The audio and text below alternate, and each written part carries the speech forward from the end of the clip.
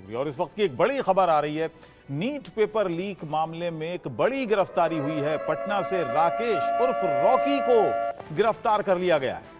Rakesh paper leak का king pin बताया जा रहा है। राकेश को 10 दिन की सीबीआई हिरासत में भेज दिया गया है। इस वक्त की बड़ी खबर हम आपको बता रहे, राकेश उर्फ रॉकी जिसकी तलाश में सीबीआई थी, कई दिन से इसकी तलाश जारी थी। आज इस मामले में सुप्रीम कोर्ट में भी सुनवाई हुई, अपनी स्टेटस रिपोर्ट भी सीबीआई ने सौंपी और उसके बाद अब यह खबर आ रही है कि राकेश उर्फ रॉकी को पटना से गिरफ्तार कर लिया है सीबीआई ने। अब सीबीआई की हिरासत में रहेगा।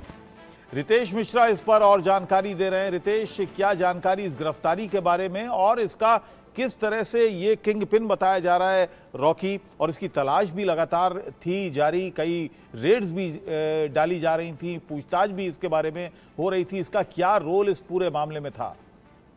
अब बिल्कुल देखिए, सबसे पहले अपडेट कर देते हैं कि इसकी गिरफ्तारी हुई है और ये कंफर्म नहीं हो पा रहा है कि गिरफ्तारी पटना से हुई है या फिर झारखंड से हुई है, लेकिन इसकी गिरफ्तारी हो गई है। 10 दिन की सीबीआई को रिमांड भी मिल चुकी है और अब 10 दिनों में सीबीआई इससे कई सारे राजभाष और कई सारे राज जो है वो उगलवाएगी। दूसरी तरफ अगर बात करें तो ये किंग पिन है और जो मुख्य सरगना है यानी संजीव मुखिया उसका राइट हैंड है। और वो सारा का सारा जो दारोमदार था, जो पेपर लीक होता है, वो सारी जिम्मेदारी जो थी वो रॉकी के कंधों के ऊपर ही थी। तो रॉकी बहुत बड़ा राजदार है और इससे अब सीबीआई को अपनी जांच को आगे बढ़ाने में और कंक्लूड करने में काफी सफलता मिलेगी।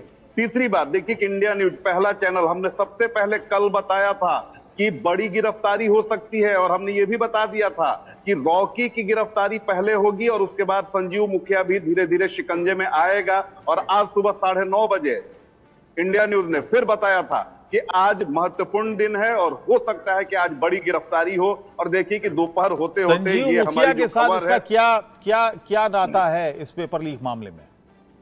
देखिए, संजीव मुखिया का ये राइट हैंड है, उसका रिश्तेदार भी है, उसका ये भांजा लगता है और संजीव मुखिया सबसे ज्यादा भरोसा करता है क्योंकि संजीव मुखिया काफी बड़ा नाम है, उसकी अपनी राजनीतिक महत्वाकांक्षा भी है और वो डायरेक्टली कई सारी चीजों में इन्वॉल्व नहीं होता है। लिहाजा उसने सारी जो जिम्मेदारी है उसने रॉकी को दे रखी है। राकेश इसका नाम है दूसरा, और सारी जो चीजें मैनेज करनी होती हैं कि कहां से पेपर लीक कराया जाए, कौन कौन से लोग जो हैं इसके लाभार्थी होंगे, कहां पेपर छप रहा है, किन अधिकारियों को साधना है, अगर पुलिस पकड़ती है तो कैसे बचना है, तो तमाम जो खाका तैयार होता है, जो ब्लूप्रिंट तैयार करता है, इसकी जिम्मेदारी रॉकी के ऊपर थी। और रॉकी की गिरफ्तारी सीबीआई जांच में काफी बड़ी सफलता इसे आप कह सकते हैं। अब ये आश्वस्त हो गया है कि अब रॉकी की गिरफ्तारी हो गई है। अब जो किंगपिन है यानी संजीव मुखिया, उसके पास भी सीबीआई की टीम बहुत जल्द पहुंचेगी और जब संजीव मुखिया हिरासत में होगा, जब उसकी गिरफ्त होगी, तो उसके बाद आप समझिए कि एनटीए में जो अधिकारी बैठे हुए थे, जो पैसे के लालच में 24 लाख बच्चों के भविष्य के साथ जिन्होंने खिलवाड़ करने की कोशिश की, अब वो अधिकारी भी सीबीआई की राडार पर हैं। बस कुछ प्रूफ मिलने बाकी हैं और उसके बाद अब अगली बारी जो है वो एनटीए में बैठे उन गद्दार अधिकारियों की है जो एनटीए की साख पर कहीं ना कहीं पट्टा लगा रहे थे। जी रितेश, सुनवाई चल रही है सुप्रीम कोर्ट में, आज भी इस मामले पर सुनवाई हुई, स्टेटस रिपोर्ट आज सौंपी सीबीआई ने। एनटीए ने भी आज अपने जवाब दिए हैं कि परीक्षा कैंसिल नहीं होनी चाहिए। बहुत छोटे लेवल पर ये परीक्षा के पेपर लीक हुए हैं, ये इस तरह का तर्क अदालत में एनटीए की तरफ से दिया गया। लेकिन आपके सूत्र क्या बता रहे हैं, किस लेवल पर ये पूरा गैंग काम कर रहा था, कितना फैला हुआ था? क्योंकि ये सारा दारोमदार इसी बात पर निर्भर करता है कि ये पेपर दोबारा होगा या नहीं होगा, क्योंकि अदालत भी ये देखना चाहती है, सुप्रीम कोर्ट ये देखना चाहता है कि इसका दायरा कितना बड़ा था। देखिए, अगर बात करें सोलवर गैंग की, तो ऐसा नहीं है कि 2024 में ही इसने पेपर लीक किया और पहली बार ही ये फेल हो गए।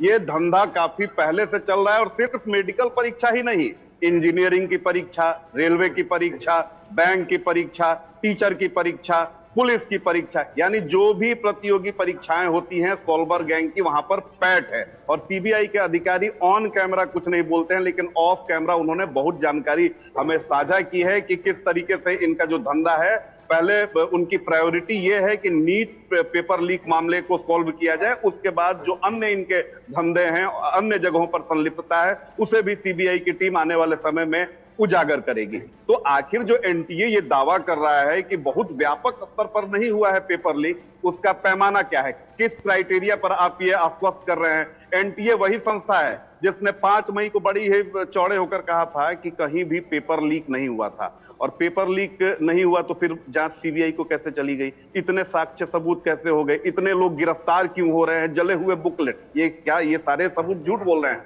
तो देखिए, अब जो है जिस तरह से सीबीआई लगातार चीजों को जोड़ रही है, लगातार अरेस्टिंग हो रही है, अब देखिए कि रॉकी की गिरफ्तारी हो गई है, तो अब कोर्ट में, क्योंकि आज कोर्ट में सीबीआई ने स्टेटस रिपोर्ट भी सौंप दी है कि जांच कहां तक पहुंची है, जांच की दिशा क्या है, किसकी अरेस्टिंग हुई है, किसकी इन्वॉल्वमेंट है, इसकी फ्रीक्वेंसी क्या है, तो तमाम चीजों को सीबीआई ने कोर्ट में सौंप दिया है। अब कोर्ट देखिए कि इन तमाम चीजों पर गौर से वो इन सारी चीजों को कोर्ट जो है वो देखेगा और उसके बाद कोई महत्वपूर्ण फैसला लेगा। लेकिन एनटीए जो ये बार बार दावा कर रहा है कि नहीं पेपर लीक नहीं हुआ है, अगर हुआ भी है तो उसका व्यापक दायरा नहीं है, इसको लेकर सवाल उठने लगे हैं कि व्यापक दायरा की परिभाषा क्या है, उसका डिस्क्रिप्शन क्या है, किस तरह से आप कह सकते हैं कि ये जो है व्यापक स्तर पर नहीं हुआ है। जब आप 30-35 छात्रों तक ये क्वेश्चन पेपर पहुंच गया, गोधरा में क्वेश्चन पेपर पहुंच गया, महाराष्ट्र में पहुंच गया, तो फिर आप कैसे आप बता सकते हैं, आपके पास क्या फिगर है कि इतने ही लोगों के पास ये जो क्वेश्चन पेपर है वो पहुंचा है? और यही कारण है कि बार बार जो छात्र हैं वो रीनीट की बात कर रहे हैं, क्योंकि अब उन्हें भरोसा नहीं है, क्योंकि यही एनटीए वो संस्था है जिसने 5 मई को बड़े चौड़े होकर कहा था कि कोई पेपर लीक नहीं हुआ है। 4 जून को जब रिजल्ट आया, जब इस पर सवाल उठे, तब भी इसने कहा कि कोई पेपर लीक नहीं हुआ है। जब जांच ईओयू को गई, तब भी इसने कहा कि नहीं, ऐसा कुछ हुआ ही नहीं है। अब तो सीबीआई जांच कर रही है, तो क्या सीबीआई को जांच ऐसे ही दे दिया गया है? तो ये तमाम जो सवाल हैं वो एनटीए को चारों तरफ से उम्मीद है इसकी गिरफ्तारी के बाद चीजें बहुत कुछ साफ हो जाएंगी, ऐसी उम्मीद कर रहे हैं। रितेश, बहुत बहुत शुक्रिया इस पूरी जानकारी के लिए। आगे आपसे जानकारी